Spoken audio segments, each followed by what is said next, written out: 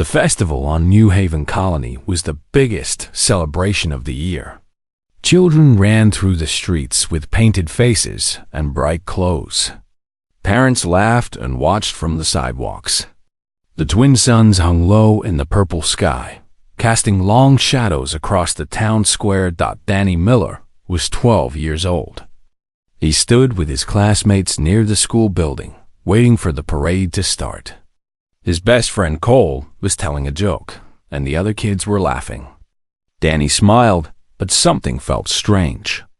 The air seemed heavy, and the birds had stopped singing. Then the shadow came. A massive ship dropped from the clouds without warning. It was black and shaped like a teardrop, and it made no sound at all. The festival music stopped. People looked up with confusion, then fear. Director Kevin Porter was the first to react. He grabbed his communication device and shouted orders, but there was no time. The ship opened, and creatures came down on beams of blue light. They were tall and thin, with gray skin and 4 arms. Their eyes were large and black, and they moved with quick, jerking motions. They wore suits that shimmered like oil on water. The leader was called Zefkal, though no human knew his name yet. He was a collector, a member of a species called the Vrixians. They traveled the galaxy taking specimens of rare creatures. They had heard stories about humans, but had never seen one in person. Zefkal looked at the frozen crowd with interest. Then his black eyes fell on the children gathered near the school. Young ones, he thought. They would be easier to contain, easier to study. Perfect specimens. He raised one of his 4 arms and pointed. The other Vrixians moved fast. They fired weapons that made no sound, and the adults who tried to fight simply fell asleep where they stood. Parents dropped to the ground, reaching for their children with frozen hands. Danny tried to run, but the blue light wrapped around him like a cold blanket. He could not move. He could not scream. He could only watch as the Vrixians gathered him and 46 other children and carried them up into the black ship. Cole was crying beside him. A little girl named Sophie was calling for her mother, but their voices made no sound inside the blue light. The ship rose into the sky and vanished into the clouds. The whole attack had taken less than 3 minutes. Kevin Porter woke up on the ground with blood on his face. Around him, parents were screaming. Some were running in circles, looking at the sky. Others had fallen to their knees and were crying. 47 children were gone. Kevin stumbled to his feet and found his communication device.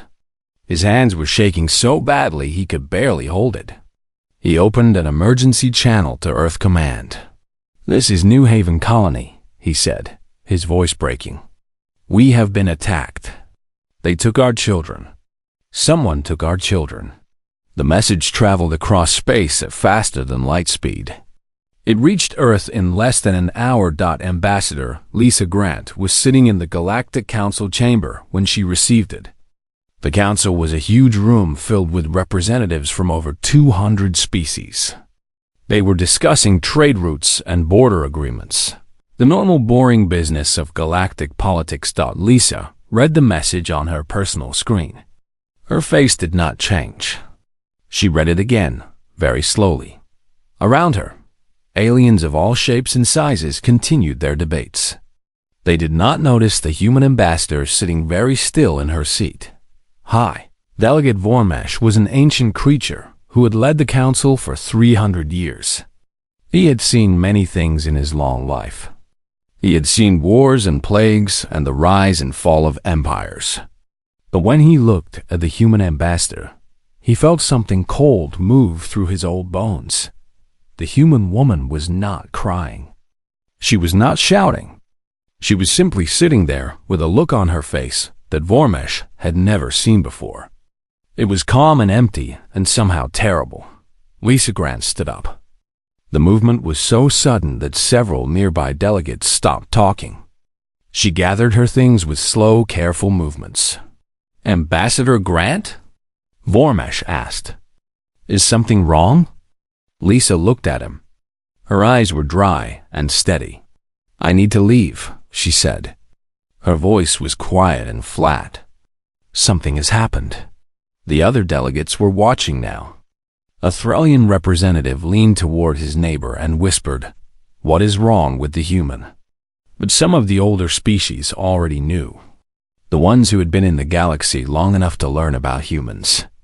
They saw the look on Lisa Grant's face, and they began to feel afraid. A Kethmari elder closed all four of his eyes and lowered his head. "What has happened?" someone asked. Lisa was already walking toward the door. She stopped and turned back to face the council. "Someone took 47 of our children," she said. The room went silent. Even the environmental systems seemed to stop humming. Vormesh gripped the arms of his chair. "Who?" he asked. "Who would do such a thing?"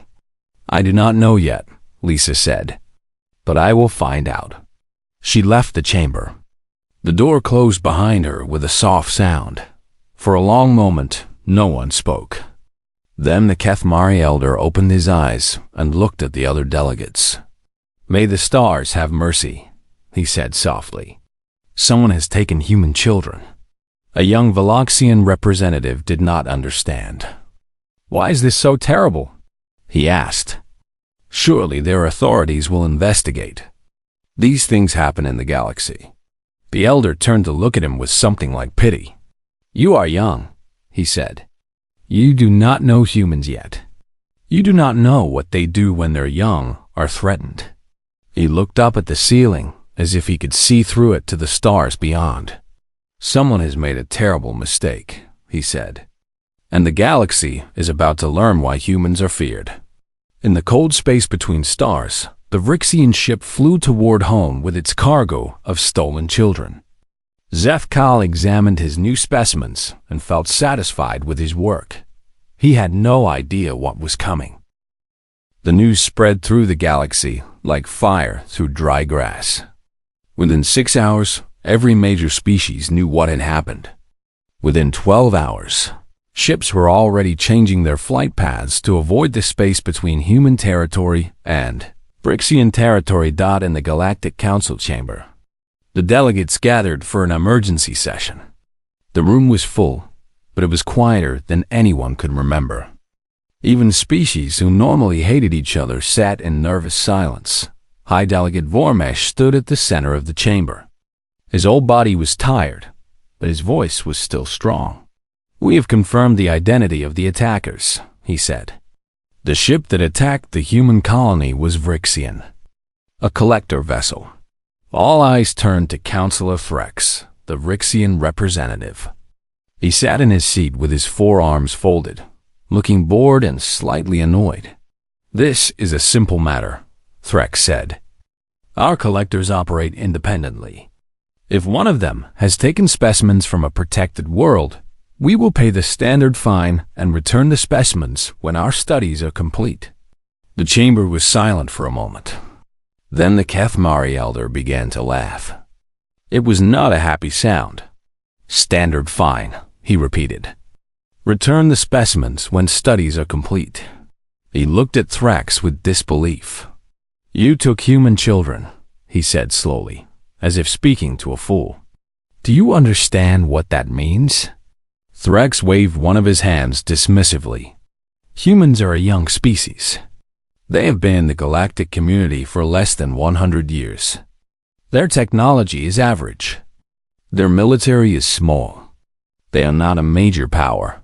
"You are wrong," Vormesh said quietly. The old delegate walked toward Threx, his movements slow and heavy. 30 years ago, the Kreth Empire attacked the human trading station. They killed 200 humans and took the station for themselves." Vormesh paused. "Do you know what happened next?" Threx said nothing. "The humans came for them," Vormesh continued. "Not with a fleet. With every ship they had. They crossed 3 star systems in 4 days. They did not sleep. They did not stop to repair damage. They simply came." He leaned closer to the Vrixian. "The Kreth Empire does not exist anymore." Another delegate spoke up. She was a Mallory, a species of tall, blue-skinned beings known for their calm nature. 15 years ago, a group of pirates captured a human passenger ship. There were women and children aboard. The humans offered to pay any ransom. She paused. The pirates killed 3 of the passengers to show they were serious. She shook her head slowly. The humans found every pirate involved. Every single one. It took them 2 years, but they never stopped hunting. They tracked them across the galaxy. When it was over, there was not a pirate base left standing in 4 sectors. Threx shifted in his seat. For the first time, he looked slightly less confident. "Those were criminals and enemies," he said. "We are a recognized member of the galactic community. They cannot attack us." Vormesh made a sound that might have been a laugh. "You do not understand," he said. "Those were adults, soldiers, travelers who knew the risks of space." He pointed one long finger at the Vrixian. "You took their children. They're young, the beings they protect above all else." His voice dropped to a whisper. "You caged human children. Do you even grasp what you have done?" The chamber fell silent again. On Earth, Admiral Scott Bradley stood in the command center of the human fleet headquarters. He was a tall man with gray hair and a face like carved stone. He had fought in 3 wars and commanded ships for 30 years. He had never felt anger like this. "How long until full mobilization?" he asked. 6 hours, sir," his aide replied. "Every available ship is being recalled. We have 247 combat vessels responding." "That is not enough," Bradley said. "I want everything. Every ship that can fly. Every soldier who can fight. Empty the academies. Pull crews from retirement if you have to." The aide hesitated. "Sir, that would be the largest fleet deployment in human history." Bradley turned to look at him. His eyes were cold and hard. "They took 47 children," he said. "I would burn the whole galaxy down to get them back." He turned to the main screen, which showed a map of the galaxy with the Vrixian territory marked in red. "Send a message to the Galactic Council," he said. "Tell them we are coming. Tell them to stay out of our way." The message was short. Ambassador Lisa Grant delivered it in person, standing before the assembled delegates with her hands clasped behind her back. "The children will be returned," she said. "Every single one, alive and unharmed. And if the Vrixians refuse?" someone asked. Lisa looked at the speaker. Her face showed no emotion at all. "Then we will take them back." "But the Vrixians have a powerful fleet," the delegate protested. "Their technology is superior to yours. Surely you will negotiate first." Lisa smiled. It was not a warm smile.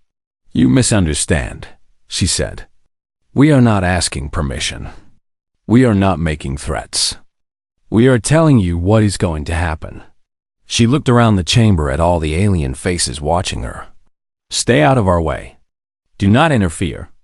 If any species tries to stop us or protect the Vrixians, they will be treated as enemies." She turned and walked toward the door. "Wait," Vormesh called out. "What do you want us to do?" Lisa stopped but did not turn around. "Watch," she said. "Watch and remember, so that no one ever makes this mistake again." Across the galaxy, ships were moving. Human ships from 100 different stations and colonies, all flying toward the same destination. They flew in perfect formation, a wall of metal and fire moving through the darkness of space. Other ships saw them coming and moved aside. No one wanted to be in the path of that fleet. On a station near the border of Vrixian space, an alien trader watched the human ships pass by. He had seen many fleets in his long life, but he had never seen anything like this. It was not just the number of ships. It was the way they moved. There was no hesitation, no caution. They flew like creatures who did not care if they lived or died. They flew like parents coming for their children. The trader turned away from the window and closed his shop. The Vrixians are finished, he said to no one. They just do not know it yet. The cage was cold. Danny Miller sat with his back against the metal bars and watched the alien guards walk past. 3 days had passed since the taking, and he had learned many things. He had learned that the Vrixians thought humans were just animals. Interesting animals, but animals nonetheless. They spoke freely in front of the children, not knowing that human translators could understand their language. He had learned that there were 47 children in the facility, all kept in a large room filled with cages. The youngest was 6 years old. The oldest was 14. They were scared and tired, but they were not broken. And Danny had learned something else. He had learned that humans were very good at pretending to be weak. Guards change every 4 hours, he whispered to Cole, who sat in the cage next to his. 2 at the main door. 1 walks the room every 20 minutes. Cole nodded slightly, pretending to sleep. Across the room, Sophie was counting the ceiling tiles. She was only 8, but she was smart. She had figured out the layout of the building by listening to sounds outside the walls. The children had started working together from the first day. They did not need to discuss it. They just knew, the way humans always knew, that they were stronger together than alone. A young Vrixian entered the room. His name was Kethri, and he was different from the others. He moved slowly and gently. When he brought food to the children, he looked at them with something like sadness in his large black eyes. Today, he stopped in front of Danny's cage and knelt down. You are the leader, Kethri said quietly. The others looked to you. Danny said nothing. He had learned that silence was a weapon. I am sorry for what has happened to you, Kethri continued. This is not right. I know it is not right. Still Danny did not speak. Kethri looked around to make sure no other Vrixians were watching. Your people are coming, he whispered. I have heard the communications. A great fleet is on its way. The largest anyone has ever seen. Danny's heart jumped, but he kept his face blank. My superiors do not believe they are a threat, Kethri said. They think your people will be easy to defeat. He looked directly into Danny's eyes. But I've studied your species. I know what you are. I know what you do for your young. He paused. When the time comes, I will help you. Watch for my signal. He stood up and walked away before Danny could respond. That night, Danny passed the message to the other children in whispers and hand signals. Hope spread through the cages, like warmth spreading through a cold body. Far away, the human fleet dropped out of faster-than-light travel at the edge of Vrixian space. Admiral Bradley stood on the bridge of his flagship, looking at the star map. 3 days to the Vrixian homeworld at maximum speed, his navigation officer reported. Then we fly at maximum speed, Bradley said. Lieutenant Commander. Amy Chun stood beside him. She was the leader of the rescue team, a small woman with short dark hair and eyes that missed nothing. She had trained for missions like this her whole career. Sir, we have received a message from the Galactic Council, an officer reported. They are requesting that we slow our approach and allow time for diplomatic solutions. Bradley did not even look at the message. Delete it, he said, and delete any others that come. We are not here to talk. The fleet moved forward like a predator stalking its prey. Other ships cleared from their path without being asked. Word had spread through the galaxy. The humans were hunting, and nothing would stop them. On a station near the Vrixian border, a group of alien traders gathered around a communication screen. They watched the human fleet pass by and spoke in hushed voices. Look at them, one said. They are not even trying to hide. They want the Vrixians to see them coming. It is a message, another replied. They want everyone to see. They want the whole galaxy to know what happens when you take human children. A third trader shook his head. The Vrixians are fools. They had no idea what they were dealing with. Back on the Vrixian collection facility, Zethkal examined his specimens with growing interest. The human children were not behaving like any creatures he had studied before. Most captured species became passive after a few days. They stopped fighting. They stopped hoping. They accepted their fate. But the humans did not. They watched everything with alert eyes. They whispered to each other in the night. They seemed to be waiting for something. Fascinating, Zethkal said to his assistant. They do not give up. Even the smallest ones still show defiance. Perhaps we should increase sedation, the assistant suggested. No, Zethkal said. I want to study them as they are. This resistance is interesting. He walked closer to the cages and looked at Danny Miller. You are the leader, yes? The others follow you. Danny stared back at him without fear. Our people are coming for us, Danny said quietly. And when they get here, you will learn why that is a problem. Zethkal laughed. It was a wet, clicking sound. Your people? A young species with average technology. We have been collecting specimens for 10,000 years. No one has ever stopped us. Danny smiled. It was a strange smile, calm and cold. It looked wrong on a child's face. No one has ever taken your children before, he said. You do not know what we are. You do not know what we become when our children are in danger. He leaned closer to the bars. But you will learn. Zethkal stepped back. For just a moment, something like doubt flickered in his black eyes. Then he turned and walked away, telling himself that the child was just trying to seem brave. But that night, Zethkal could not sleep. He kept seeing that smile in his mind. That calm, cold smile that promised something terrible was coming. 2 days away, the human fleet continued its approach. Every ship was ready for battle. Every soldier was prepared to fight and die. They were coming for their children, and nothing in the galaxy would stop them. The Vrixian defense fleet was the pride of their civilization.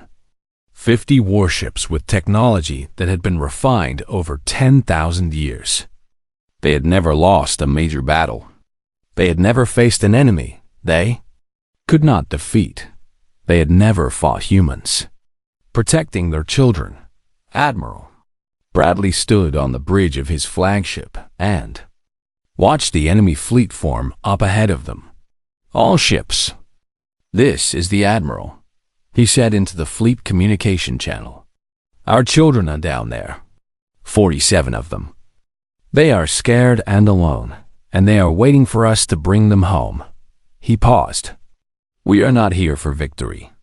We are not here for glory. We are here for our children. And we will get them back or we will die trying. Every single one of us. Across the fleet, soldiers and pilots checked their weapons one final time. There was no fear in their eyes. There was only cold, hard purpose. All ships, Bradley said. Attack.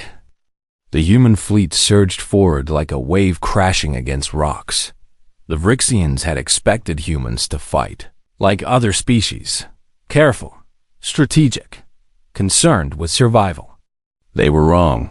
Human pilots flew their fighters directly into Vrixian gun positions. They took hits that should have destroyed them and kept firing. When their weapons failed, they rammed their ships into enemy vessels. A Vrixian commander watched in horror as a damaged human cruiser, engines failing and hull breached, changed course directly toward his flagship. The human ship was falling apart, fire pouring from a dozen wounds, but it kept coming. They are insane, he whispered. They are completely insane. The human cruiser struck his flagship, and both ships exploded together. Across the battlefield, the same scene repeated again and again. Human ships took terrible damage, but they kept fighting. Human soldiers died, but their comrades stepped over their bodies and kept advancing. The Vrixian defense fleet began to crumble. Not from superior tactics, not from better technology, but from something they had never faced before. They were being beaten by humans who simply refused to stop. On the collection facility, alarms began to sound. Zethkal looked at his screens with growing panic. His fleet, his invincible fleet, was being torn apart. "Impossible," he said. "This is impossible." A message came through on his personal communicator. It was from Kethri. "The humans are landing troops. They will be at the facility within the hour." Zethkal ran to the specimen room. The children were awake, sitting up in their cages and watching him with those strange, calm eyes. "Your people cannot defeat us," he said, his voice shaking. "Our technology is superior. Our fleet is stronger." Danny Miller stood up and walked to the front of his cage. "Look at your screens," the boy said. "Look at what our people are doing to your fleet." Zethkal did not need to look. He could hear the reports coming through his communicator. Ships destroyed. Commanders dead. Defense lines broken. How? He demanded. How are they doing this? Danny smiled that cold, calm smile. "Because we are not fighting to win," he said. "We are fighting to get our children back. And there is nothing in the universe that will stop us." The facility shook. Human landing craft were arriving. Lieutenant Commander Amy Chun led the rescue team through the facility corridors. They moved fast and silent, clearing rooms with precision.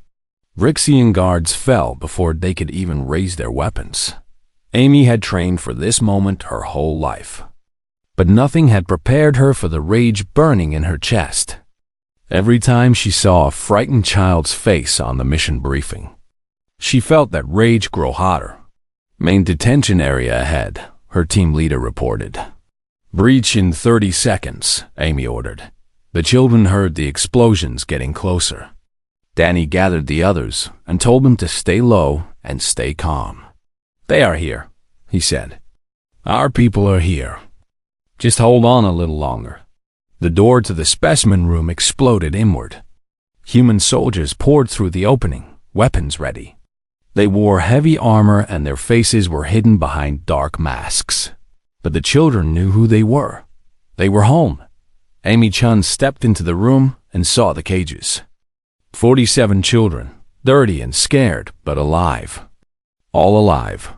"Mission Control, this is Rescue Lead," she said into her communicator, her voice steady despite the tears forming in her eyes. "We have found them. All 47. They are alive." Across the fleet, across the galaxy, humans heard those words and wept. The soldiers moved quickly to open the cages. Children poured out and ran to the soldiers, hugging them and crying. Big, tough Marines knelt down and held small children and let them cry into their armored shoulders. Danny was the last to leave his cage. He walked up to Amy Chun and looked up at her. "I knew you would come," he said. "I told him you would come." Amy pulled off her helmet so the boy could see her face. Tears were running down her cheeks, but she was smiling. "Of course we came," she said. "You are ours. We will always come for you." Kethri appeared in the doorway. The human soldiers raised their weapons, but Danny stepped forward. "He helped us," Danny said. "He is not like the others." Amy looked at the young Rixian, then nodded. "Get him out with us. He can tell us everything he knows." As they moved through the corridors toward the landing craft, they passed Zethkal. The collector was on his knees, surrounded by human soldiers. His forearms were bound behind his back, and his black eyes were wide with fear. Amy stopped in front of him. "Do you understand now?" she asked quietly. "Do you understand what you did?" Zethkal looked at her, then at the children walking past him, free at last. For the first time in his long life, he knew real terror. "I did not know," he whispered. "I did not understand what you were." Amy leaned down until her face was close to his. "Now you do," she said. She stood up and walked away, leaving him for the soldiers to deal with. The children were loaded onto landing craft and lifted off the planet. As they rose into the sky, they could see the burning remains of the Vrixian fleet scattered across space. Danny Miller sat by a window and watched the battle end. The humans had won. They had always been going to win, because they had not been fighting a war. They had been coming to bring their children home. The human fleet hung in orbit above the Vrixian homeworld. Below them, a billion Vrixians looked up at the sky and waited to die. Admiral Bradley stood on his bridge and stared at the planet. His weapons were armed. His fleet was ready. With one order, he could turn that world into ash. "Admiral," his communications officer said quietly, "the Galactic Council is asking what we intend to do." Bradley did not answer. He was thinking about 47 children in cages. He was thinking about parents who had fallen to their knees and screamed at an empty sky. He was thinking about the terror those children must have felt. "Sir, the children are safely aboard the medical ship. All 47 are healthy. Some minor injuries, but nothing serious." Bradley closed his eyes for a moment. The relief was so strong it almost brought him to his knees.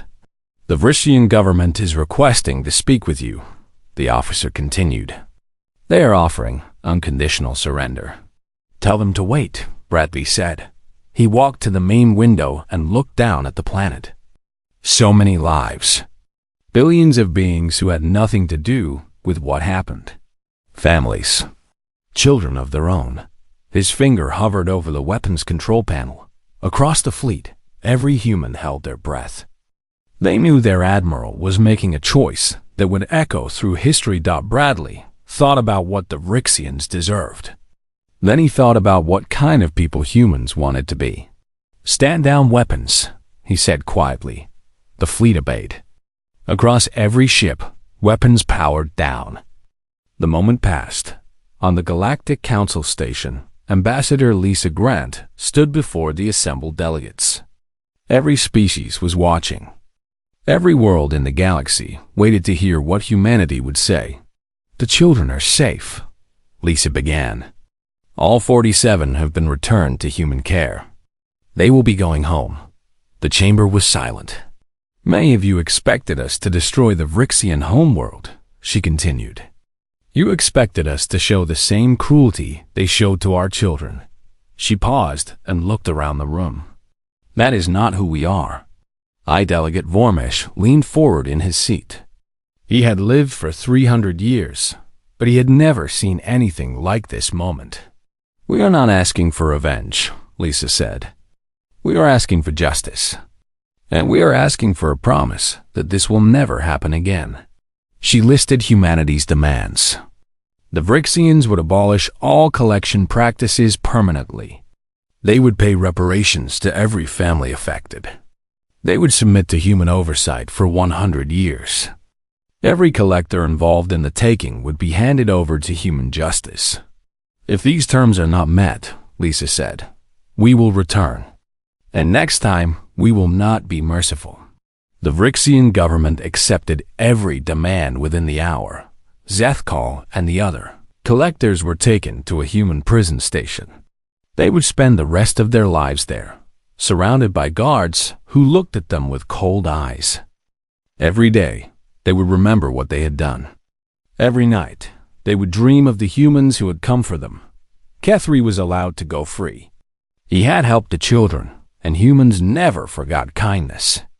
He returned to his people and spent the rest of his life teaching them about humans, teaching them why they should never, ever harm a human child. On New Haven Colony, the streets were empty. Everyone had gathered at the landing field, watching the sky. Danny Miller's parents stood at the front of the crowd. His mother had not stopped crying for 2 weeks. His father had not slept more than a few hours since the taking. They held hands and watched the clouds. Then the ship appeared. It descended slowly, gracefully, landing in the center of the field. The door opened, and children began walking down the ramp. The crowd surged forward. Parents found their children and swept them up in their arms. Families reunited, crying and laughing and holding each other so tightly. Danny walked down the ramp and looked for his parents. He saw his mother first. She was running toward him, her face wet with tears. His father was right behind her. They crashed into him at the same time, wrapping him in their arms. His mother was saying his name over and over. His father was shaking. Danny held them back, and for the first time since the taking, he let himself cry. Admiral Bradley watched the reunions from the bridge of his ship. He had not come down to the surface. He did not want attention. He did not want thanks. He just wanted to see the children go home. His aide stood beside him. "Sir, the Galactic Council is calling this the most remarkable act of mercy in galactic history." Bradley shook his head. "It was not mercy," he said. "It was a choice. We chose to be better than our anger. We chose to show the galaxy what humans really are." He watched as families walked away from the landing field, their children safe in their arms. "Our strength is not in our weapons," he said quietly. "It is not in our rage. Our strength is in our love. Our strength is in what we protect." In the Galactic Council chamber, Vormesh addressed the assembly one final time. "Today, we have all learned something important about humans," he said. "We have learned that they are dangerous, that they are relentless, that they will never stop coming for the ones they love." He paused and looked at the human ambassador, who sat quietly in her seat. "But we have also learned something else. We have learned that even in their greatest rage, they can choose mercy. Even in their darkest moment, they can choose to be good." He bowed his ancient head. "The galaxy is lucky that such beings exist. And we should all remember this day. Remember what it cost to threaten their young. Remember how they responded with both wrath and grace." On New Haven, the festival was held again 3 months later. The streets were full of music and laughter. Children ran through the crowds with painted faces and bright clothes. Danny Miller stood with his parents and watched his younger sister dance with her friends. The twin suns were setting, casting long shadows across the town square. His father put a hand on his shoulder. "Are you okay?" he asked. Danny thought about the cage. He thought about the fear and the waiting and the hope. He thought about Amy Chun coming through the door. He thought about coming home. "Yes," he said. "I am okay." He looked up at the purple sky, where the first stars were beginning to appear. Somewhere out there, the galaxy was watching. They had learned their lesson. They had seen what humans would do for their children, and they would never forget.